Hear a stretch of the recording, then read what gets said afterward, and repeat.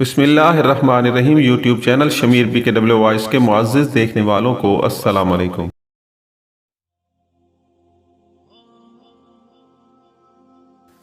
اس میں خرابی یہ تھی کہ جوا کھیلتا تھا، لیکن گھٹیا قسم کے لوگوں کے ساتھ نہیں، جیسا کہ لوگ قبرستانوں کے تکیوں پر جا کر جوا کھیلا کرتے ہیں۔ تاج کے اس بھائی کو میں رحمان لکھوں گا۔ رحمان اور شیخ نذیر کے بیٹے قدیر کا موازنہ میں اس طرح کرتا ہوں کہ رحمان کا دوسروں پر رعب اور دبدبا تھا، لیکن اس کی لوگ عزت بھی کرتے تھے۔ اس کے مقابلے میں لوگ قدیر سے ڈرتے تھے اور کوشش کرتے تھے کہ اس کے ساتھ واسطہ ہی نہ پڑے تو اچھا ہے۔ اس کی میں اس طرح وضاحت کرتا ہوں کہ لوگ کتے سے ڈرتے ہیں اور ایک طرف ہو جاتے ہیں کہ کاٹ نہ کھائے۔ یہ مثال قدیر کی تھی۔ لوگ تندرست و توانا اچھی نسل کے گھوڑے سے بھی ڈرتے ہیں کہ اس پر سوار ہے تو یہ گرا نہ دے، لیکن لوگ اس گھوڑے سے اس طرح نہیں ڈرتے جس طرح کتے سے ڈرتے ہیں۔ گھوڑے کو لوگ اچھی نظر سے دیکھتے ہیں۔ یہ تھا فرق قدیر اور رحمان میں۔ شیخ نذیر نے قدیر کے لیے 2 گھروں سے رشتہ مانگا تھا اور دونوں گھروں نے کسی نہ کسی بہانے معذرت کر لی تھی۔ وہ عزت دار گھرانے تھے، یہ تو جانتے تھے کہ شیخ نذیر کے گھر میں دولت ہے، لیکن وہ لوگ عزت کو ترجیح دیتے تھے۔ تاج اور رحمان کے باپ نے تاج کا رشتہ قدیر کو دے دیا۔ اس میں رحمان راضی نہیں تھا، لیکن باپ کی عزت کا خیال کرتے ہوئے وہ چپ رہا۔ اس طرح تاج، جو ایک خوبصورت اور سلیقہ شعار لڑکی تھی، شیخ نذیر کے گھر آ گئی۔ کچھ دنوں بعد تاج کو پتہ چل گیا کہ وہ غلط گھر میں آ گئی ہے اور ایک ایسے آدمی کی بیوی بنا دی گئی ہے جو بڑا ہی گھٹیا اور اوچھا ہے۔ رات الگ اور بند کمرے میں قدیر اور تاج کے درمیان کیا باتیں ہوتی تھیں اور ایک دوسرے کے ساتھ دونوں کا رویہ کیا تھا، یہ تو کوئی بھی نہیں بتا سکتا۔ البتہ یہ بات کھل کر محلے میں نکل آئی کہ تاج اس گھر میں اور اس خاوند کے ساتھ ذرا سی بھی خوش نہیں۔ رحمان تاج سے ملنے جایا کرتا تھا، لیکن اس نے وہاں جانا بہت ہی کم کر دیا، جس کی وجہ یہ ہوئی کہ رحمان کے ساتھ قدیر کا سلوک اچھا نہیں تھا، اور غالباً ایک آدھی مرتبہ قدیر نے رحمان کے ساتھ کچھ بدتمیزی بھی کی تھی۔ پولیس کے جو مخبر ہوا کرتے تھے، ان کی بیویاں ان کی مخبر ہوا کرتی تھیں۔ ان میں جو عقل مند اور چالاک ہوشیار تھیں، وہ ہمدردی اور چاپلوسی کا ہر حربہ استعمال کر کے دوسری عورتوں کے سینے کے اندر سے بھی راز نکال لاتی تھیں اور اپنے خامدوں کو بتا کر تھانے تک پہنچا دیتی تھیں۔ ان عورتوں کے ذریعے مخبروں کو یہ راز معلوم ہوا کہ تاج ایک تو اس وجہ سے قدیر کو پسند نہیں کرتی تھی جو میں نے بیان کی ہے، لیکن اصل اور بنیادی وجہ یہ تھی کہ تاج ایک اور لڑکے کو چاہتی تھی اور اس نے اسی لڑکے کے ساتھ شادی کا عہد کر رکھا تھا۔ یہاں تک پتہ چلا کہ رحمان بھی اسی نوجوان کو پسند کرتا تھا، لیکن اس نوجوان کا خاندان شیخ نذیر کے خاندان کے مقابلے میں کچھ بھی نہیں تھا۔ یہ خاندان تھا تو متوسط طبقے کا، لیکن شیخ نذیر کے مقابلے میں اسے غریب خاندان ہی کہوں گا۔ بوڑھی نوکرانی کی جوان بیٹی۔ شیخ نذیر کی بیٹیوں کے متعلق مخبروں کی رپورٹیں کوئی اچھی نہیں تھیں۔ ان کے رشتے طے ہو چکے تھے، لیکن کچھ ایسی وجوہات تھیں کہ شادیاں تھوڑے عرصے بعد ہونی تھیں۔ ان دونوں لڑکیوں کے متعلق جو رپورٹ مجھ تک پہنچی، اسے میں صرف ان الفاظ میں سمیٹ سکتا ہوں کہ شوباز تھیں اور اپنی نمائش کچھ زیادہ ہی کرتی تھیں۔ میں نے تقریباً ہر معزز اور عام مخبر سے یہ ضرور پوچھا تھا کہ ان دونوں لڑکیوں کا چال چلن کیسا ہے اور کیا ان دونوں کا یا کسی ایک کا کہیں عشق و محبت کا چکر چل رہا ہے۔ میرے ان سوالوں کے جواب میں مخبروں نے ذرا مختلف رپورٹیں دی تھیں۔ کسی کو یہ یقین نہیں تھا کہ ان لڑکیوں کی یا ان میں سے کسی ایک کی کسی اور آدمی کے ساتھ محبت تھی۔ 3-4 مخبروں نے بڑے واضح الفاظ میں کہا تھا کہ اس خاندان میں پاکیزہ محبت کا شاید رواج ہی نہیں، اور اگر کسی کو یہ لڑکیاں چاہتی تھیں تو وہ ناجائز تعلقات ہی ہو سکتے تھے۔ میں دراصل معلوم یہ کرنے کی کوشش میں تھا کہ ایسا نہ ہو کہ ان دونوں میں سے کسی ایک بیٹی کو ماں باپ زبردستی کسی کے ساتھ بیاہ رہے ہوں اور وہ کسی اور کے ساتھ شادی کرنا چاہتی ہو، تو اس لڑکی نے ماں باپ سے یوں انتقام لیا کہ اپنے چاہنے والے سے یہ واردات کروائی، اور اب اس لڑکی نے گھر سے بھاگ جانا تھا اور لوٹے ہوئے مال سے ہندوستان کے کسی اور شہر میں جا کر نئی زندگی کا آغاز کرنا تھا۔ مجھے ایسا کوئی جواب نہ ملا جو میرے اس شک کی تائید کرتا۔ یہ میرے لیے کوئی نئی اور حیران کن خبر نہیں تھی کہ ان لڑکیوں کے ساتھ صاف ستھری محبت ہو ہی نہیں سکتی تھی، اگر تھی تو وہ ناجائز تعلقات تھے۔ دونوں لڑکیاں شوباز اور گھٹیا ذہن کی تھیں، اور یہ بھی میرے لیے اچنبھے والی بات نہیں تھی۔ جیسا باپ تھا ویسے ہی بیٹیوں کو ہونا چاہیے تھا، اور پھر حرام کی کمائی کی لعنت ایسی ہے کہ جس گھر میں حرام کی کمائی جائے گی اس گھر کی اولاد کا کردار حلالیوں جیسا ہو ہی نہیں سکتا۔ قدیر اور اس کی بہنوں کے کردار کو ایسا ہی ہونا چاہیے تھا جیسا ان کا تھا۔ میں نے پہلے بتایا ہے کہ شیخ نذیر کے لٹ جانے کا مجھے ذرا سا بھی افسوس نہیں تھا، کیونکہ یہ سارا مال تھا ہی لوٹ مار کا۔ ایک تو بیٹا اڑا رہا تھا، اور پھر قدرت نے ایسا ہاتھ مارا کہ اتنی زیادہ مالیت کا زیور اور نقد رقم نکل گئی۔ مجھے سب سے پہلے شیخ نذیر کی نوکرانی اور اس کی جوان بیٹی کو شامل تفتیش کرنا چاہیے تھا، لیکن کچھ سوچ کر ان دونوں کو مشتبہوں کی فہرست میں کچھ نیچے کر دیا تھا۔ ان پر مجھے گھر بھیدی ہونے کا شک تھا۔ اب شیخ نذیر کی بہو تاج کے متعلق یہ باتیں معلوم ہوئیں تو میں نے اس نوکرانی اور اس کی جوان بیٹی کی ضرورت محسوس کی۔ میرے ذہن سے ابھی یہ شک نہیں نکلا تھا کہ یہ واردات گھر کے ہی کسی فرد نے کروائی ہے یا گھر بھیدی کا رول ادا کیا ہے۔ مجھے آج تک یاد ہے میں نے 3 مخبروں سے اس نوکرانی اور اس کی بیٹی کے متعلق پوچھا تھا۔ تینوں نے متفقہ طور پر کہا تھا کہ بہت ہی غریب اور دیانتدار عورت ہے۔ وہ اپنی بیٹی کو بیاہنے کے لیے محنت مزدوری کر رہی تھی۔ بیٹی کے متعلق بھی کوئی ایسی ویسی رپورٹ نہ ملی، البتہ یہ پتہ چلا کہ عقل اور ہوش والی لڑکی ہے اور اس کے چال چلن پر کوئی انگلی نہیں اٹھا سکتا۔ یہ تو میں مان ہی نہیں سکتا تھا کہ غریب کی بیٹی جوان ہو اور جال پھینکنے والے اس پر جال نہ پھینکیں۔ غریب کی بیٹی کا ہر کوئی عاشق بن جایا کرتا ہے، لیکن معلوم ہوا کہ یہ لڑکی صرف جوان تھی، کسی پہلو خوبصورت نہیں تھی، اور اس کا رنگ سانولا تھا، ملن نثار اور خوش طبع تھی۔ میں نے اس ماں بیٹی کو تھانے بلوا لیا۔ کچھ دیر بعد نوکرانی اور اس کی بیٹی تھانے میں آ گئیں۔ میں نے دونوں کو اکٹھے اندر بلا لیا اور بٹھا کر تسلی دی کہ وہ ڈرے نہیں، ان سے 2-4 باتیں پوچھنی ہیں۔ میں نے دیکھا کہ لڑکی تو کچھ حوصلے میں تھی، لیکن اس کی ماں تو جیسے لاش ہی بن گئی تھی۔ اس کا جسم ہڈیوں کا ڈھانچہ تھا اور چہرہ بالکل ہی دبلا پتلا، جس کی ہڈیاں باہر نظر آ رہی تھیں۔ وہ بار بار میرے آگے ہاتھ جوڑتی تھی اور پھر اس نے رونا شروع کر دیا۔ وہ جب ہاتھ جوڑتی تھی تو اس کے ہاتھ کانپتے نظر آتے تھے۔ میں نے ماں اور بیٹی کو اپنی خصوصی نظر سے دیکھا۔ ان کے چہروں پر مجھے مجرمانہ ذہنیت کی ہلکی سی بھی جھلک نظر نہ آئی۔ میں نے بیٹی کو باہر بھیج دیا۔ بیٹی باہر نکلی تو ماں پہلے سے زیادہ خوفزدہ ہو گئی۔ میں نے اسے بڑی مشکل بہلایا پھسلایا۔ میں اس سے شیخ نذیر کے گھر کے حالات معلوم کرنا چاہتا تھا، لیکن وہ میری بات کا جواب دینے کی بجائے ہاتھ جوڑ دیتی تھی۔ آخر اس نے بتایا کہ وہ اس لیے ڈرتی ہے کہ اس نوکری سے محروم کر دیا جائے گا، اور شیخ نذیر کو پتہ چلا کہ اس نے اندر کی کچھ باتیں بتائی ہیں تو شیخ نذیر اسے مار بیٹھے گا اور اس کی بیٹی کے ساتھ نہ جانے کیسا گرا ہوا سلوک کرے۔ میں نے اسے تسلیاں دلاسے دیے، کچھ ہمدردی اور اپنائیت کے رنگ میں باتیں کیں، اور آخر تھوڑا سا ڈرایا اور دھمکایا بھی۔ اسے یقین دلایا کہ کسی کو پتہ ہی نہیں چلے گا کہ اس نے مجھے کچھ بتایا ہے۔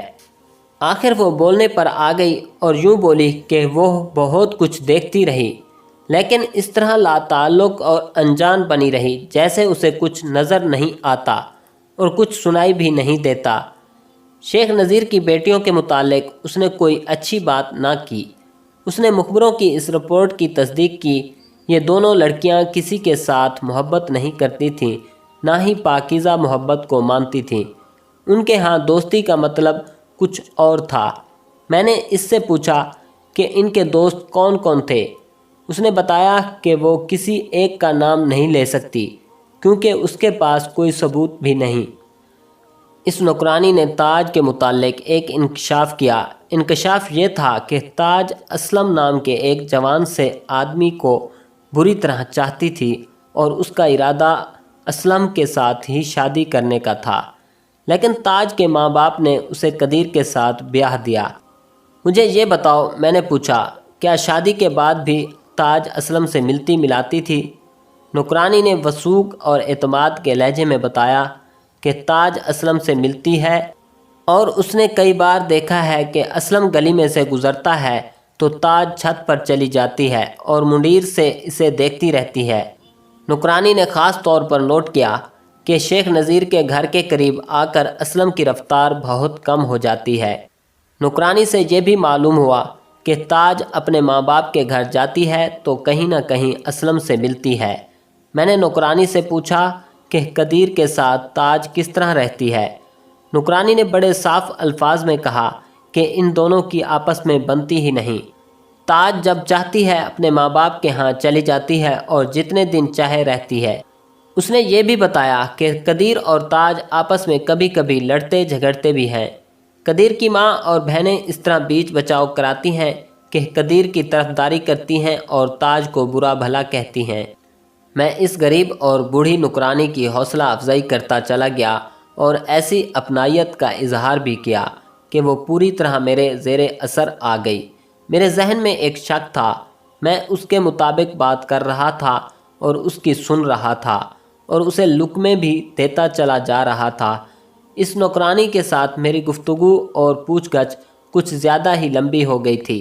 یہ سب سنانا محض بیکار ہے، صرف کام کی باتیں بتاؤں گا۔ نوکرانی کی زبانی معلوم ہوا کہ قدیر کی ماں اور بہنیں تاج کو طنزیہ انداز میں یہ تاثر دیا کرتی تھیں کہ غریب گھرانے کی لڑکی ہے اور وہ خود بہت ہی امیر کبیر لوگ ہیں۔ میں نے نوکرانی سے بطور نمونہ کچھ باتیں پوچھیں۔ نوکرانی نے بتایا کہ قدیر کی ماں اکثر تاج سے کہا کرتی تھی کہ تمہارے پورے خاندان کو بما مکان ہم خرید سکتے ہیں۔ قدیر بھی تاج پر اپنی امیری کا رعب جماتا رہتا تھا۔ نوکرانی نے ایک بات یوں سنائی کہ تاج کو قدیر کی ماں نے اس قسم کی طنزیہ باتیں کہیں اور ماں باہر نکل گئی۔ تاج اپنے کمرے میں تھی اور نوکرانی اس وقت اس کمرے کی جھاڑ پونچھ کر رہی تھی۔ قدیر کی ماں طنزیہ واہی تباہی بک کر چلی گئی تو تاج کی آنکھوں میں آنسو آ گئے۔ نوکرانی نے تاج کے سر پر ہاتھ رکھا اور اس کے ساتھ ہمدردی کا اظہار کیا اور کہا کہ خدا انصاف کرے گا۔ اس روز تاج بہت روئی اور نوکرانی اسے بہلاتی رہی۔ تاج نے کہا کہ میرا بس چلے تو میں اس گھر کو آگ لگا دوں اور ان کا کچھ نہ چھوڑوں۔ اس نے یہ بھی کہا کہ خدا نہ جانے کب انصاف کرے گا، ان کے ساتھ تو کسی روز میں ہی انصاف کروں گی۔ نوکرانی نے اس قسم کی 2-3 اور باتیں بتائیں جو تاج نے غصے کی حالت میں انتقام کے لب و لہجے میں کہی تھیں۔ ان باتوں کا لب لباب یہ تھا کہ تاج اس گھر میں سخت تنگ اور پریشان تھی، بلکہ یوں کہہ لیں کہ اذیت میں مبتلا تھی اور ان لوگوں سے انتقام لینا چاہتی تھی۔ اس کے منہ سے یہی ایک بد دعا نکلتی تھی کہ یہ لوگ تباہ ہو جائیں تو انہیں پتہ چلے غربت کیا ہوتی ہے۔ نوکرانی نے مجھ پر واضح کر دیا کہ تاج اس گھر کی تباہی چاہتی تھی۔ نوکرانی کی موجودگی میں اس کی بیٹی کو اندر بلایا اور نوکرانی سے کہا کہ وہ اپنی بیٹی کو بتا دے کہ ڈرے بالکل نہیں اور جس طرح اس نے خود ہر بات بتائی ہے اس طرح اس کی بیٹی بھی مجھ سے کچھ نہ چھپائے۔ نوکرانی نے اپنی بیٹی کی حوصلہ افزائی کی اور اسے کہا کہ تھانے دار صاحب بہت اچھے اور پیار والے آدمی ہیں، اس لیے ان سے کوئی پردہ نہ رکھنا، یہ ہمارا پردہ رکھیں گے۔ میں نے نوکرانی کو یہ کہہ کر باہر بھیج دیا کہ اپنی بیٹی کی طرف سے بالکل مطمئن رہے۔ تھانے دار صاحب جی، اس لڑکی نے کہا، میں یتیم لڑکی ہوں اور ماں صرف میرے فرض سے فارغ ہونے کے لیے اس گھر میں نوکری کر رہی ہے، یہ مجھے نوکری نہیں کرنے دیتی۔ میں جو جانتی ہوں اور جو دیکھتی ہوں وہ بالکل سچ بتا دوں گی، لیکن ہم غریبوں کا خیال رکھنا ورنہ یہ دھن دولت والے ہمیں پیس کر باہر کھیتوں میں پھینک دیں گے۔ میں نے اسے اسی طرح تسلی دی اور اسے یقین دلایا جس طرح اس ماں کو دلایا تھا اور کہا کہ وہ بے فکر اور بے غم رہے۔ میں نے سب سے پہلے تاج کے متعلق ایک بات کی۔ صاحب جی، اس لڑکی نے کہا، میں تاج بی بی کی ہر بات بتا دوں گی، لیکن ایک بات دل پر لکھ لیں کہ تاج بہت اچھی بی بی ہے اور اس پر اس گھر میں بہت ظلم ہو رہا ہے۔ میں اس کے خلاف کوئی بات نہیں کروں گی اور چھپاؤں گی بھی کچھ نہیں۔ میں نے پہلے بتایا ہے کہ یہ لڑکی کسی پہلو خوبصورت نہیں تھی اور اس کا رنگ سانولا تھا اور چہرے پر غربت کا تاثر تھا، لیکن یقین جانیں کہ مجھے یہ لڑکی اچھی لگی، شاید اس لیے کہ پورے اعتماد کے ساتھ بات کرتی تھی۔ میں نے اس میں کوئی چالاکی اور ہیرا پھیری نہ دیکھی۔ اس نے بتایا کہ وہ تاج کی بہت حد تک رازدار تھی، لیکن اس کے پاس صرف اس وقت بیٹھتی تھی جب اس کی ساس اور نندیں گھر میں نہیں ہوتی تھیں، یا دوپہر کے وقت کمروں میں کچھ دیر کے لیے سو جاتی تھیں۔ تاج اس لڑکی کی زبانی اسلم کو پیغام بھیجا کرتی تھی۔ یہ کوئی دہشت گردی یا تخریب کاری کے پیغام نہیں ہوا کرتے تھے، بلکہ یہ اگلی ملاقات کے وقت اور جگہ کے متعلق ہوتے تھے۔ نکرانی کی اس بیٹی نے یہ بھی بتایا کہ تاج نے 2 مرتبہ اس قسم کی بات کہی تھی کہ لوگوں کے گھروں میں ڈاکے پڑتے ہیں اور چوریاں بھی ہوتی ہیں، لیکن اس گھر میں کچھ بھی نہیں ہوتا جس میں ساری دولت اور سارا مال اسباب حرام کا ہے۔ لڑکی نے بتایا کہ ایک بار تاج نے اس کے ساتھ باتیں کرتے ہوئے کہا تھا کہ اس علاقے میں اتنے زبردست اور مشہور ڈاکو ہیں، لیکن کوئی اس گھر کی طرف نہیں دیکھتا۔ مجھے کسی ڈاکو کا اتا پتہ اور ٹھکانہ معلوم ہو جائے تو میں اسے کہوں کہ آؤ اس گھر میں بڑا مال ہے۔ میں آپ کو یہ بتا دوں کہ یہ لڑکی اتنی بھی عقل مند نہیں تھی کہ اپنے آپ ہی میرے مطلب کی باتیں کہہ رہی تھی، بلکہ یہ میری عقل تھی جو اس سے یہ باتیں اگلوا رہی تھی۔ میں سوال ہی ایسے پوچھتا تھا جو میرے کام کے ہوتے تھے، اور میں ایسے انداز سے پوچھتا تھا کہ اس لڑکی کو شک تک نہیں ہوتا تھا کہ میں اس سے بھید لے رہا ہوں۔ میں آپ کو بطور نمونہ بھی بتانا چاہتا ہوں کہ میرا انداز کیا تھا، کیونکہ اس طرح بات بڑی لمبی ہو جائے گی۔ یہ بھی معلوم ہوا کہ اسلم کی اور تاج کے بھائی رحمان کی خاصی گہری دوستی تھی۔ یہ اسے تاج نے بتایا تھا۔ اس سے زیادہ کچھ نہیں جانتی تھی کہ رحمان اور اسلم گہرے دوست ہیں۔ یہ لڑکی بھی تو گھر بھیدی ہو سکتی تھی۔ مجھے ابھی یہ شک بھی رفع یا مزید پختہ کرنا تھا، اسے ابھی میں نے ملتوی کر دیا۔ چاقو، چودھری اور چوری، یہ لڑکی میرے ذہن میں کچھ اور ہی شکوک پیدا کر گئی تھی۔ میرے لیے اسلم کو شامل تفتیش کرنا ضروری ہو گیا تھا۔ میرا جونیئر سب انسپیکٹر اور ASI جرائم پیشہ افراد سے تفتیش میں دن رات مصروف رہتے تھے۔ ان افراد سے پوچھ گچھ اور تفتیش کا طریقہ کچھ اور ہی تھا۔ تھانے میں رات کے دوران چیخ و پکار سنائی دیتی رہتی تھی، لیکن ابھی تک انہیں کوئی سراغ نہیں ملا تھا۔ ان مشتبہوں میں ایک بڑا ماہر نقب زن تھا جو قیدو کے نام سے مشہور تھا۔ اسے ایک بار نقب زنی میں 4 سال سزائے قید ملی تھی۔ اس وقت وہ جوانی کے آغاز کی عمر میں تھا، شاید ناتجربہ کاری کی وجہ سے پکڑا گیا تھا۔ اس کے 2-2.5 سال بعد وہ ڈکیتی کی واردات میں پکڑا گیا اور پھر اسے 4 سال سزائے قید ملی تھی۔ اب وہ ادھیڑ عمر تھا اور اس کا شمار نامی گرامی ڈاکوؤں میں ہوتا تھا۔ قیدو چونکہ بستہ بے کا رجسٹرڈ بدماش تھا، اس لیے رات کے وقت گاؤں سے غیر حاضر نہیں رہ سکتا تھا۔ معلوم ہوا کہ واردات کی رات وہ گاؤں میں موجود نہیں تھا۔ اگلے روز اسے تھانے بلا لیا گیا اور پوچھا کہ وہ رات کہاں تھا۔ اس نے بتایا کہ ساری رات پیر صاحب کے آستانے پر رہا ہے اور پیر صاحب نے اسے کہا تھا کہ وہ رات یہیں گزارے اور عبادت کرتا رہے۔ یہ اس علاقے کا مشہور پیر تھا اور اس گدی کی شہرت دور دور تک تھی۔ میرا جونیئر سب انسپیکٹر اس پیر کو تھانے میں بلانا بہت بڑی بے ادبی اور گناہ سمجھتا تھا۔ وہ پیر کے گھر گیا اور اس سے پوچھا کہ فلاں رات قیدو اس کے پاس آیا تھا اور کیا اس نے رات یہیں گزاری تھی؟ ہاں، پیر نے جلالی کیفیت میں جواب دیا، ہم جانتے ہیں اس پر پابندی ہے۔ وہ شام کے بعد آیا تھا اور فوراً واپس جانے کی کہہ رہا تھا، لیکن ہم نے اسے یہیں روک لیا۔ 2-3 مہینے پہلے وہ ہمارے قدموں میں توبہ طائب کر کے ہمارا مرید ہو گیا اور ہم اسے پکا مومن بنا رہے ہیں۔ ہم نے اس سے نفل پڑھوائے تھے اور پھر ایک ورد بتایا جو ساری رات کرتا رہا تھا، اور فجر کی اذان کے وقت ہم نے اسے گاؤں جانے کی اجازت دے دی تھی۔ اسے اب مشتبہ سمجھنا چھوڑ دو، وہ تائب ہو چکا ہے۔ میرا یہ سب انسپکٹر پیر صاحب سے متاثر ہی نہیں بلکہ مرعوب بھی تھا۔ میں اپنے اس سب انسپکٹر کے جواب سے کچھ مطمئن نہ ہوا اور اسے کہا کہ پیر کی عظمت اپنی جگہ ہے، لیکن قانون کے اور تفتیش کے قواعد و ضوابط کے کچھ اپنے تقاضے ہیں جو اسے پورے کرنے چاہیے تھے۔ سب انسپکٹر نے کہا کہ اس نے 2 اور افراد سے تصدیق کروا لی تھی کہ قیدو نے رات پیر صاحب کے ہاں گزاری تھی۔ میں بتا نہیں سکتا کہ سب انسپکٹر نے جھوٹ بولا تھا یا وہ سچ کہتا تھا۔ واردات کو 5-6 دن گزر گئے تھے اور یہ واردات میرے لیے ایک چیلنج بن گئی تھی۔ میں نے اپنے مخبروں کو بلا کر کہا کہ وہ اسلم نام کے ایک شخص کے بارے میں رپورٹ دیں۔ ایک معزز اور بزرگ قسم کے مخبر نے اور 2 عام اور معمولی قسم کے مخبروں نے اسی وقت رپورٹ دے دی۔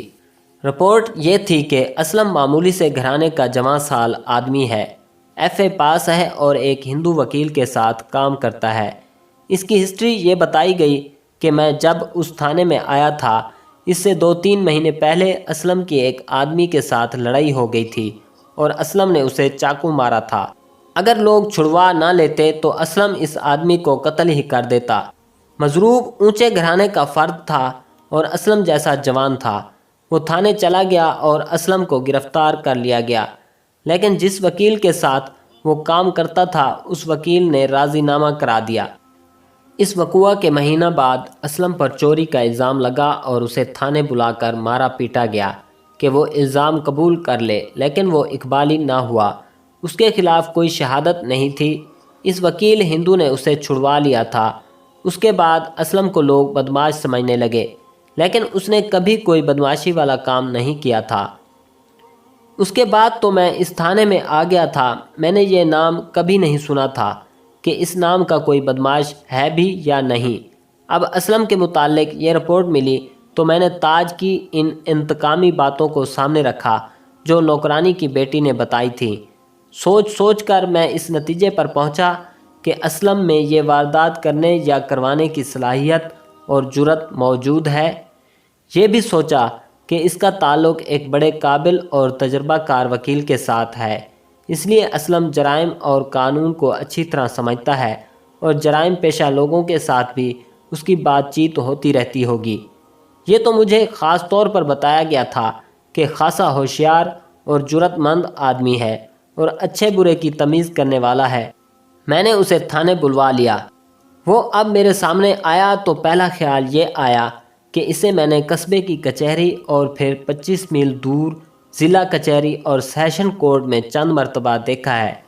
میں نے کبھی بھی اسے کسی وکیل کا منشی نہیں سمجھا تھا، کیونکہ اس کا حال حلیہ اور ڈیل ڈول منشیوں والی تھی نہیں۔ نہایت اچھا جسم اور اچھا قد تھا، شکل و صورت بھی اچھی تھی۔ لباس امیرانہ تو نہیں تھا لیکن صاف ستھرا قابل عزت لباس پہنتا تھا۔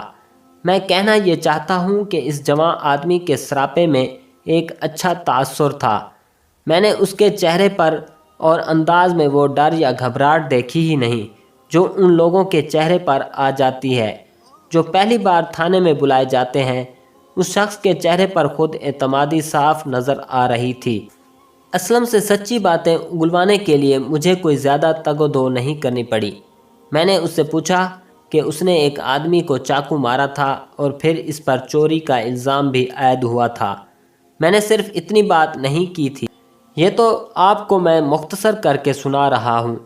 مجھے توقع تھی کہ وہ جھوٹ بولے گا اور اپنے آپ کو بے گناہ ثابت کرے گا، لیکن اس نے ایسی کوئی حرکت نہ کی۔